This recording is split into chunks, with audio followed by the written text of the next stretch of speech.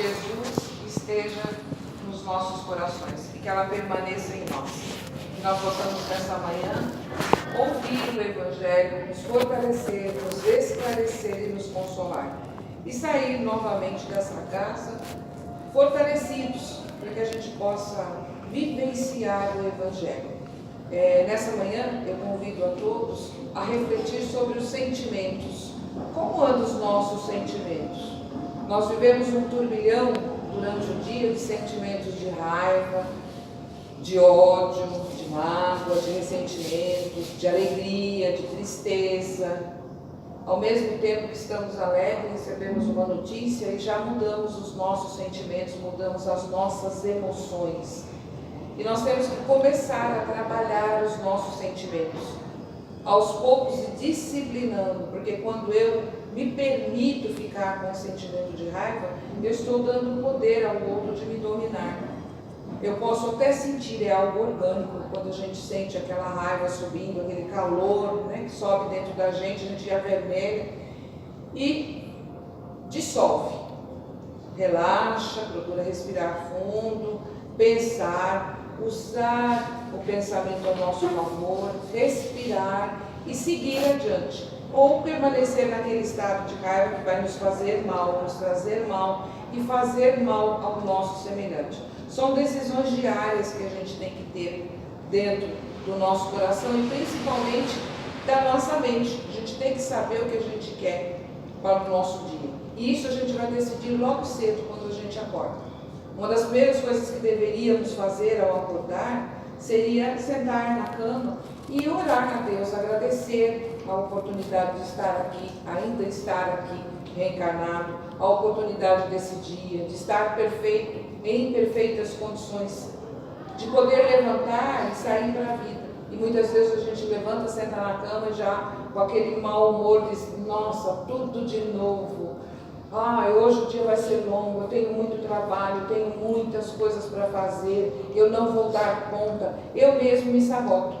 Então que a gente procure pensar o que a gente está colocando na vida da gente. Eu posso levantar e decidir ter um bom dia. Eu posso pedir a Deus que Ele me fortaleça para que eu tenha um bom dia, para que eu tenha bom humor, esperança, que eu possa fazer o meu trabalho da melhor maneira possível.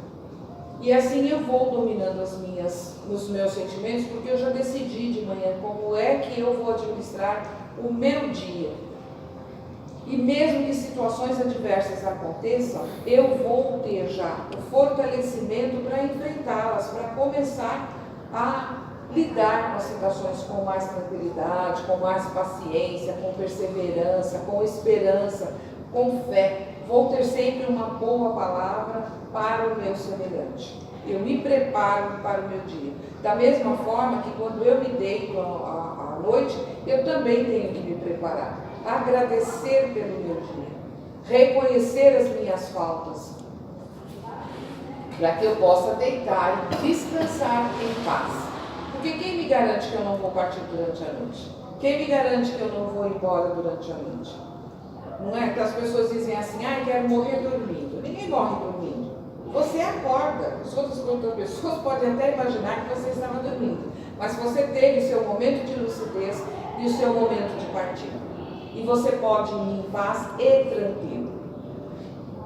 Que a gente possa refletir durante a semana sobre os nossos reais sentimentos. Que a gente seja inteiro, intenso, extenso, mas acima de tudo, que nós sejamos honestos com nós mesmos, que eu possa usar essa honestidade para determinar o meu dia e aquilo que eu vou ter pela frente, pela semana e pelos dias. Então, eu aproveito para desejar a todos que tenham uma semana de paz, prósperas e de muita alegria.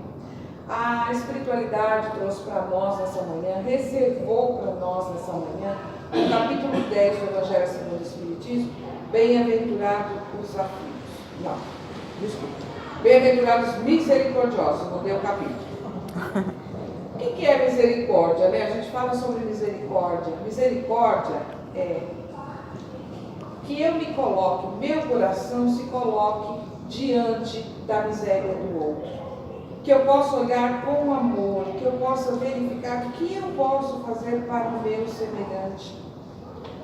Isso é misericórdia, é eu estar diante da miséria do outro, mas com empatia, me colocando no lugar do outro. O que eu posso fazer para contribuir? O que eu posso fazer para ajudar o meu semelhante?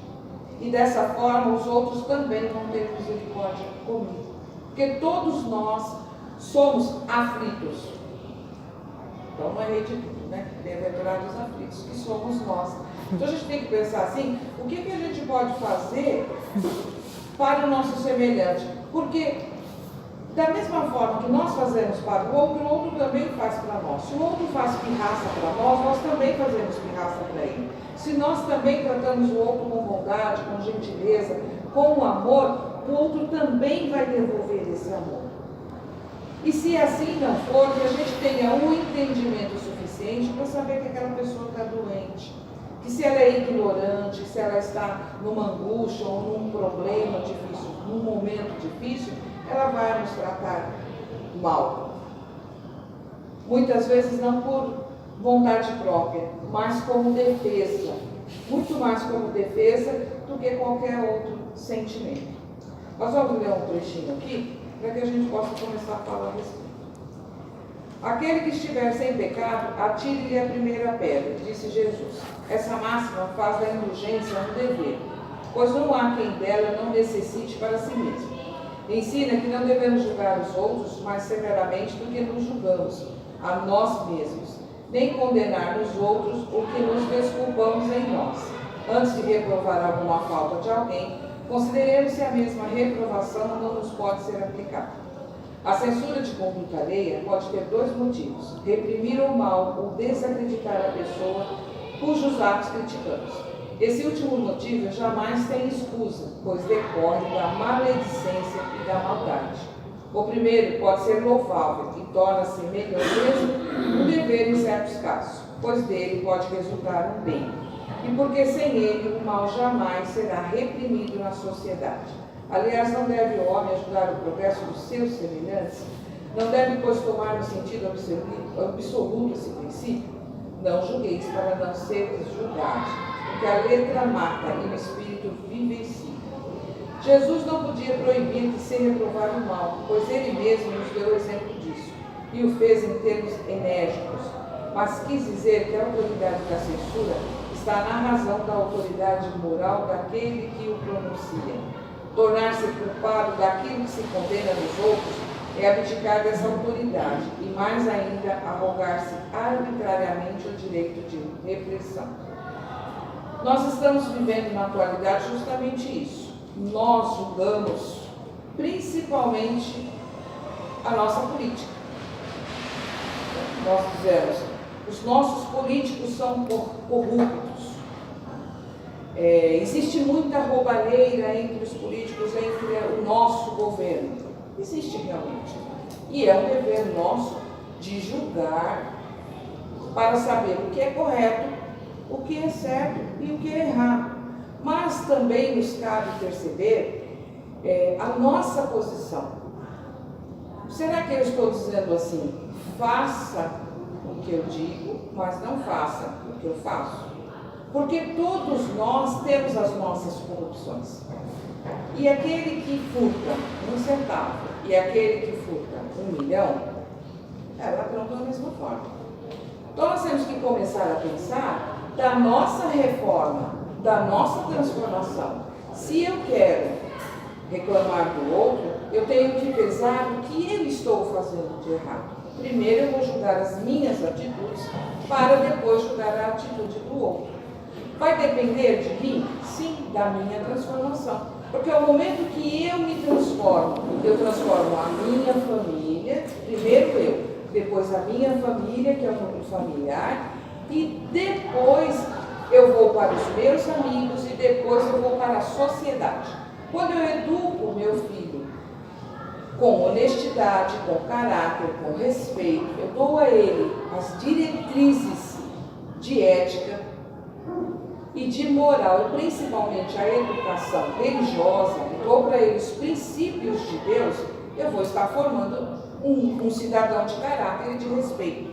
E esse cidadão, movido às suas virtudes, não vai fraquejar no meio do caminho. Se eu lhe der exemplos de honestidade, ele vai ter a quem seguir. Então, a partir do futuro, a partir da minha criação, eu vou trazer cidadãos honestos e corretos. Então, não existirá um governo corrupto para cidadãos honestos. Existirá um governo honesto para cidadãos honestos. Enquanto existir cidadãos corruptos, existirá um governo corrupto. Nós precisamos mudar a nossa mentalidade, porque nós estamos sempre nos referindo ao outro no sentido de as pessoas estão erradas. As pessoas somos nós. Os outros agem dessa forma. Os outros somos nós. A sociedade está errada. Nós fazemos parte da sociedade. Quando nós mudarmos a nossa postura em honestidade, em caráter, em respeito ao nosso semelhante, fatalmente nós vamos mudar essa visão que a gente tem da nossa sociedade atual. Agora, quando Jesus falava isso, ele falava para pessoas cruéis, para um povo hebreu, saído muito pouco da escravidão, tinham passado por Moisés, e chegou Jesus com aquele amor todo, com aquela bondade, falando de perdão, falando de misericórdia para com o outro, porque era dente por dente, olho por olho. As pessoas eram muito cruéis. Nós, sociedade daquela época, era muito cruéis. E Jesus, com a sua bondade, mas com a sua autoridade de apontar os erros, e ele tinha capacidade suficiente para fazer isso, porque ele era íntegro, ele tinha virtudes, ele era correto, e o seu sim era sim, e seu não era não. Ele não tinha medo de falar, porque ele não era corrupto, não seria corrupto. Ele tinha como chegar e chamar a atenção daquilo que ele acreditava estar errado. Ele não tirou os vendedores do templo e não expulsou, dizendo que o comércio não era legal dentro da região, dentro do templo. Então, ele teve sua postura correta e íntegra, mas tinha por onde fazer isso. Da mesma forma que nós podemos mudar na hora da gente dar o nosso voto, na hora da gente dar a nossa postura, a nossa palavra, nosso exemplo para os nossos filhos, para os nossos netos, para os nossos vizinhos. Nós temos que ser corretos, independente se tiver alguém olhando ou não. A nossa honestidade, ela tem que ser para nós. A nossa mudança, a nossa transformação, ela não é para o outro, ela é para nós. Então ela tem que começar a partir do momento que eu compreenda, que eu entenda o que eu estou buscando. A lição vem trazer a necessidade do perdão. E aí nós vamos lembrar. Pedro pergunta para Jesus: mas mestre, quantas vezes eu devo perdoar? 7 vezes? E ele diz: não 7 vezes, mas 70 vezes 7. E aí a gente fica pensando: por que será que Jesus disse para Pedro que a gente tinha que perdoar tantas vezes assim? Era a disciplina que a gente deveria ter de perdoar o nosso semelhante até o momento que a gente não se ofendesse mais. Porque aquele povo acreditava que não existia o perdão de um para o outro. O único perdão era o perdão de Deus. E ele poderia estar sentado um do lado do outro e ele dizia assim, em sua oração: Senhor, me perdoa porque eu maltratei a Rose, eu fui muito ignorante, eu não deveria ter tratado a Rose desse jeito. E a Rose ali sentadinha do meu lado e eu estou na minha conversa com Deus. Ai, me perdoa, meu Deus, eu me penitencio pelas coisas erradas que eu fiz com a Rose. Pedir perdão a Deus. Eu levanto dali, viro minhas costas e vou embora, mas com a Rose mesmo eu não pedi perdão. E o que Jesus veio trazer para nós? Esse entendimento. Vá, reconcilia com teu irmão enquanto está no caminho. Que eu tenha a humildade de reconhecer os meus erros e humildemente pedir perdão para a Rose. Olha, Rose, eu fui ignorante com você, eu te maltratei, eu te tratei mal com palavras, eu não deveria ter feito isso com você. Se a Rose me perdoar, é o momento dela. Mas o meu momento de libertação aconteceu. Porque nós vamos acreditando que quando nós perdoamos, nós estamos dando um presente para o outro. E na verdade nós estamos dando um presente para nós. Porque os nossos sentimentos vão melhorar, nós vamos tirar aquela angústia, aquela culpa, aquele remorso de dentro da gente. Vamos nos libertar, vamos seguir. Se estamos reencarnados juntos, é porque necessitamos de passar por essa experiência. Nós vamos ter mesmo esses julgamentos, né? Nós vamos passar por isso. Mas vai depender da gente como passar, se nós vamos passar bem ou se vamos passar mal. Essas rusgas que vamos encontrando no meio do caminho. Sou eu que vou decidir. Se eu quero seguir o meu caminho, se eu quero deixar a Rose lá para trás, porque a gente acredita assim, que perdoar é esquecer o que aconteceu. E toda situação, isso é pesquisa, é aprendizado. As pesquisas dizem que tudo que passa 30 minutos na nossa mente fica fixado. Tudo, se eu ouço uma música mais de 30 minutos, se eu passo uma discussão mais de 30 minutos, aquele assunto fica dentro da minha mente mais de 30 minutos, esse assunto vai ficar gravado na minha mente. Ela não fica gravada, mas muitas vezes até no inconsciente da gente. Isso vai ser lembrança. Quando nós lembrarmos do acontecido, vai ser apenas lembrança, não vai ter a dor do momento. Enquanto lembrarmos do acontecido com aquela dor, com aquele ressentimento, não perdoamos. Nós temos que entender que aquela pessoa que nos magoou, que nos ofendeu num momento de raiva, não está num momento bom, é ignorante. E todo ignorante se torna ignorante por sofrimento. Muitas vezes por proteção. Que a gente compreenda que aquele irmão está no momento. Eu não preciso trazer ele novamente para o seio da minha família. Porque eu tenho reservas, eu tenho lembranças que não são agradáveis. Mas o fato de eu perdoar significa que eu já posso seguir o meu caminho em frente. E com o tempo essa lembrança vai se apagando, ela vai deixando de ser importante para mim, porque outras lembranças vão ser mais importantes, vão sendo registradas e vai passando lá para o inconsciente, vai libertando da gente. Eu vou tirando essas informações de dentro do meu coração e da minha mente. E por fim eu esqueço, eu vou olhar a pessoa e vou olhar como meu semelhante. Posso não olhar com o mesmo amor, com o mesmo apego, porque somos nós que colocamos expectativas demais nas pessoas. Nós deveríamos não colocar tantas expectativas, olhar o outro com simplicidade, porque nós acreditamos que o outro pode ser ou deve ser aquilo que queremos, e nem sempre é isso que acontece. Cada um tem o seu direito de ser como é, cada um sabe a delícia e a dor de ser como é, e nós temos que ter esse respeito, deixar de colocar expectativas nos nossos amigos, tratar com carinho, principalmente com respeito. Eu acredito que ainda a base de tudo seja o respeito. Quando eu trato o outro com respeito, eu trato o outro com limites, eu entendo que ele tem o momento dele, que ele tem o direito dele, e a liberdade de expressão dele, eu vou me decepcionar menos, eu vou me preocupar menos, e com certeza eu vou compreender o que Jesus queria dizer quando dizia: não perdoe 7 vezes, mas 70 vezes 7 vezes. Porque eu vou deixar de me ofender. Tanto que diziam assim, Deus, o perdão de Deus. Mas vamos pensar, Deus perdoa? Deus é infinitamente bom, justo, criou suas leis iguais para todos. Ele não se ofende conosco.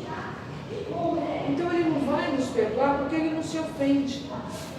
Jesus não precisa, ele não vai nos perdoar porque ele não se ofende conosco. Sabe que somos ainda cruéis, imperfeitos, que estamos ainda em processo de evolução. Também não vai nos perdoar. Não precisa nos perdoar. os espíritos superiores que nos auxiliam, que já aprenderam a amar, também não se ofendem conosco. Os únicos que ainda se ofendem uns com os outros somos nós, porque somos vaidosos, somos orgulhosos. Estamos sempre julgando o outro, sempre determinando o que o outro tem que fazer. Sempre segundo a nossa medida, sempre segundo as nossas verdades. E nós temos que entender que a verdade é como um espelho quebrado. Cada um tem um pedaço da verdade. Ninguém tem a verdade absoluta. Nós estamos em processo de evolução. Precisamos estar juntos um do outro, mas não com sentimentos de raiva, de culpa, de medo, de angústia, causado muitas vezes pela falta de perdão. Eu não perdoo o outro e eu acabo me entristecendo. Ou eu quero pedir para o outro e não tenho coragem e acabo criando em mim o sentimento de culpa. Doenças. Eu vou somatizando doenças. Quantas doenças nós vamos somatizando com a culpa? Todas as doenças de pele, vitiligo, todas as doenças relacionadas à pele são doenças causadas pela culpa. Nós precisamos libertar a culpa de dentro do nosso coração. E o primeiro perdão que nós devemos dar é o perdão para nós mesmos, é o auto-perdão. Nos perdoar por todas as vezes que nós nos sabotamos, nos perdoar por todas as vezes que não acreditamos em nós, nos perdoar por todas as vezes que falamos que vamos fazer alguma coisa e deixamos pelo meio do caminho, pela toda a inércia que temos em nós.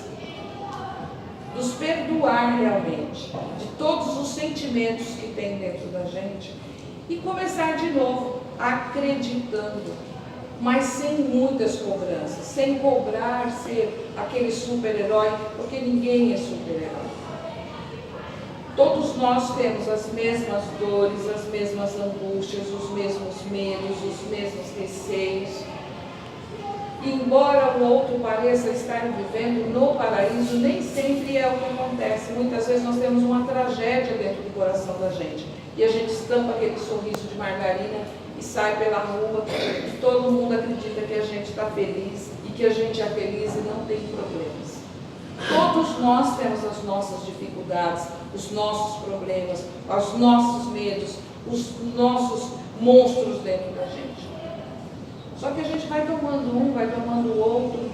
Nós temos que ser honestos conosco, por ter misericórdia de si próprio. Quando eu tenho misericórdia, quando eu uso o meu coração para me olhar com bondade, com o respeito que eu mereço, na minha evolução, me tratar melhor. Eu posso tratar o outro com muito carinho. Muitas vezes o que a gente faz? A gente deixa o nosso problema de lado e vai resolver o problema do outro. Mas será que eu tenho condições de resolver o problema do outro? Será que eu vou inteiro? Será que eu vou intenso resolver o problema do outro? Ou eu vou pelas tabelas? Eu vou só por aquele instinto de que eu procure me fortalecer antes de ajudar o outro. Que eu não dê receita de bolo para ninguém. Que eu possa dar o meu abraço. Que eu saiba ouvir. Mas que interfira menos na vida do outro. Porque com certeza eu vou contar menos. Está dando horário, né? Eu não chefe. Eu tenho que negociar. Que a gente possa refletir sobre o grande capítulo do Evangelho segundo o Espiritismo, que é o capítulo 10, Bem-aventurados misericordiosos. Que eu possa ter misericórdia primeiro comigo, que eu possa usar do perdão primeiro comigo, para que eu possa estender ao outro, que eu possa refletir ao outro, que eu também tenha a humildade suficiente de pedir perdão ao outro, que nós comecemos a olhar o que é que nós estamos fazendo nessa terra, o que é que nós viemos nessa escola abençoar. Qual é o propósito de estar aqui? Ah, mas eu estou passando por essa situação e eu não sei por quê. Que eu compreenda que a doutrina espírita me faz perceber que eu tenho débitos, que a minha conta, meu cartãozinho de crédito, está estourado de outras reencarnações. Que eu tenho essa reencarnação como a proposta de me melhorar, de melhorar os meus sentimentos, de criar virtudes para aumentar o meu crédito, para eu começar a quitar a minha dívida lá de trás. Que eu olhe com amor e que eu comece a pedir perdão para aqueles que eu fiz sofrer em outras vidas. Que eu compreenda, a partir do meu entendimento, que eu não vou falhar mais.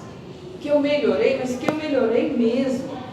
E que a partir de agora eu tenho conhecimento e esclarecimento para melhorar perante os meus semelhantes. Porque eu vou me acertando com os meus desafetos no caminho. Porque quando eu partir, pelo menos dessa reencarnação, eu não vou levar desafeto.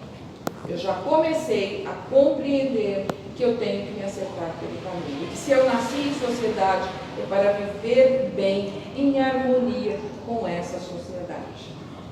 Que nós possamos repensar os nossos valores, os nossos sentimentos, melhorar os nossos sentimentos e principalmente cuidar com muito amor, com muito carinho e com muito respeito de nós mesmos. Eu agradeço a todos por terem me ouvido.